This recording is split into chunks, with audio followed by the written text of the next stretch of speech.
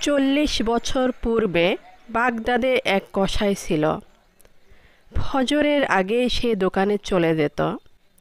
সে ছাগল মেষ জবেহ করে অন্ধকার থাকতেই বাড়ি ফিরে আসত।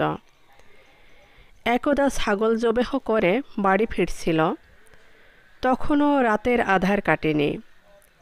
সেদিন তার জামা কাপড়ে অনেক রক্ত লেগেছিল। পথিমধ্যে সে এক গলির ভিতর থেকে একটা কাতর গোঙানি শুনতে পেল। সে গোঙানিটা লক্ষ্য করে দ্রুত এগিয়ে গেল। হঠাৎ সে একটা দেহের সাথে ধাক্কা খেয়ে পড়ে গেল। একজন আহত লোক পড়ে আছে মাটিতে, জখম গুরুতর। বাঁচাতে হলে দ্রুত চিকিৎসার প্রয়োজন। তখনও দেহ থেকে দরদর করে রক্ত বেরোচ্ছে। তাকে ছুরি দিয়ে আঘাত করা হয়েছে। ছুরিটা তখনও দেহে গেঁথে আছে। দ্রুত সে ছুরিটা ঝটকা টেনে বের করে ফেলল। তারপর লোকটিকে কাঁধে তুলে নিল, কিন্তু লোকটি পথে তার কাঁধেই মারা গেল। এর মধ্যেই লোকজন জড়ো হলো। কসাইয়ের হাতে ছুরি, সদ্য মৃত লোকটির গায়ে তাজা রক্ত।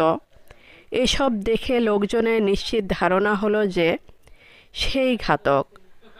অগত্যা তাকে হস্তান্তর হিসেবে অভিযুক্ত হতে হলো এবং মৃত্যুদণ্ডে দণ্ডিত করা হলো। যখন তাকে কিসাস এর জায়গায় আনা হলো এবং মৃত্যু যখন অবধারিত, তখন সে সমবেত জনতার উদ্দেশ্যে বলে উঠল, হে উপস্থিত জনতা, আমি এই লোকটিকে মোটেই হত্যা করিনি। তবে আজ থেকে 20 বছর আগে আমি অপর একটি হত্যাকাণ্ড সংঘটিত করেছিলাম। আজ যদি আমার মৃত্যুদণ্ড কার্যক্রম করা হয়, তাহলে এই ব্যক্তির হত্যার কারণে নয়, বরং সেই হত্যাকাণ্ডের জন্য হতে পারে। অতঃপর সে 20 বছর আগের হত্যার ঘটনাটি বলা শুরু করল। আজ থেকে 20 বছর আগে আমি ছিলাম এক টগবগের যুবক। নৌকা চালাতাম। লোকজনকে পারাপার করা ছিল আমার নিত্যদিনের কাজ। একদিন এক ধনবতী যুবতী তার মাকে নিয়ে আমার নৌকায় পার হলো। পরদিন আবার তাদেরকে পার করলাম। এভাবে প্রতিদিনই আমি তাদেরকে আমার নৌকায় পার করতাম। এ পারাপারের সুবাদে যুবতীটির সাথে আমার আন্তরিকতা গড়ে উঠল। ধীরে ধীরে আমরা একে অপরকে গভীরভাবে ভালোবাসতে শুরু করলাম। এক সময় আমি তার পিতার নিকট বিবাহের প্রস্তাব নিয়ে গেলাম, কিন্তু আমার মতো দরিদ্র এক মাঝির কাছে মেয়ে বিয়ে দিতে তিনি অস্বীকার করলেন। এরপর আমাদের যোগাযোগ বিচ্ছিন্ন হয়ে গেল। সেও এদিকে আর আসতো না। সম্ভবত মেয়েটির বাবা নিষেধ করে দিয়েছিল। আমি অনেক চেষ্টা করেও তাকে ভুলতে পারলাম না। এভাবে কেটে গেল 2-3 বছর। একদিন আমি নৌকা নিয়ে যাত্রীর অপেক্ষা করছিলাম। এমন সময় এক মহিলা ছোট একটি মেয়েকে নিয়ে ঘাটে উপস্থিত হলো এবং আমাকে নদী পার করে দিতে অনুরোধ করল। আমি তাকে নিয়ে রওনা হলাম। মাঝ নদীতে এসে তাকালাম তার চেহারার দিকে। চিনতে দেরি হলো না যে এ আমার সেই প্রেয়সী। এর পিতা আমাদের মাঝে বিচ্ছেদের পর্দা টেনে না দিলে সে আজ আমার স্ত্রী হতে পারত।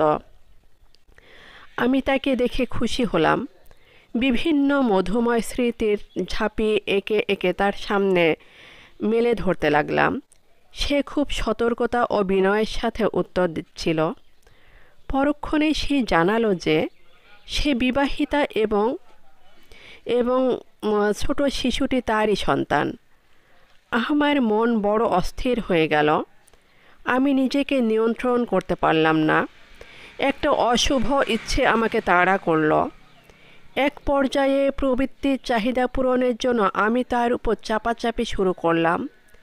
সে আমাকে মিনতি করে বলল, আল্লাহর ভয় করো, আমার সর্বনাশ করো না। আমি তার কথা শুনলাম না, নিবৃত্ত হলাম না। তখন অসহায় নারীটি শরীরের সমস্ত শক্তি দিয়ে আমাকে প্রতিরোধের চেষ্টা করতে লাগলো। তার শিশু কন্যাটি চিৎকার করতে লাগলো।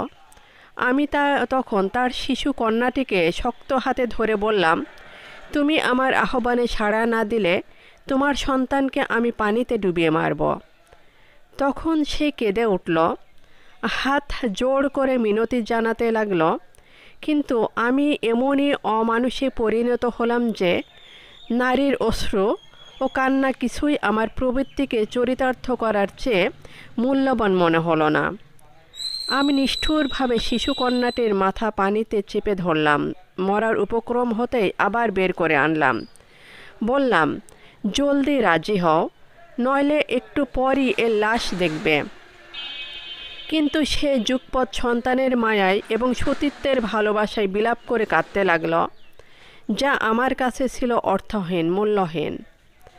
আমি আবার মেয়েটিকে পানিতে চেপে ধরলাম। শিশুটি হাত পা নাড়ছিল। জীবনের বেলাভূমিতে আরও অনেক দিন হাঁটার স্বপ্নে দ্রুত হাত পা ছুটছিল। কিন্তু ওর জানা ছিল না কেমন হিংস্রের হাতে সে পড়েছে। এবার আমি আর মাথাটা তুলে আনলাম না। ফল যা হবার তাই হলো। কিছুক্ষণের মধ্যেই শিশুটি প্রাণবায়ু বেরিয়ে গেল। আমি এবার তাকালাম তার দিকে, কিন্তু মেয়ের করুণ মৃত্যুও তাকে নরম করতে পারল না। সে তার সিদ্ধান্তে অনড়, অবিচল। তার দৃষ্টি যেন বলছিল, সন্তান গেছে, প্রয়োজনে আমিও যাব, জান দেব, তবু মান দেব না। কিন্তু আমার মনুষ্য সত্তা হারিয়ে গিয়েছিল। আমার মাঝে রাজত্ব করছিল শুধু আমার পশু সত্তা। আমি ক্ষুধার্ত নেকড়ের মতো তার দিকে এগিয়ে গেলাম। চুলকে মুষ্টিবদ্ধ করলাম।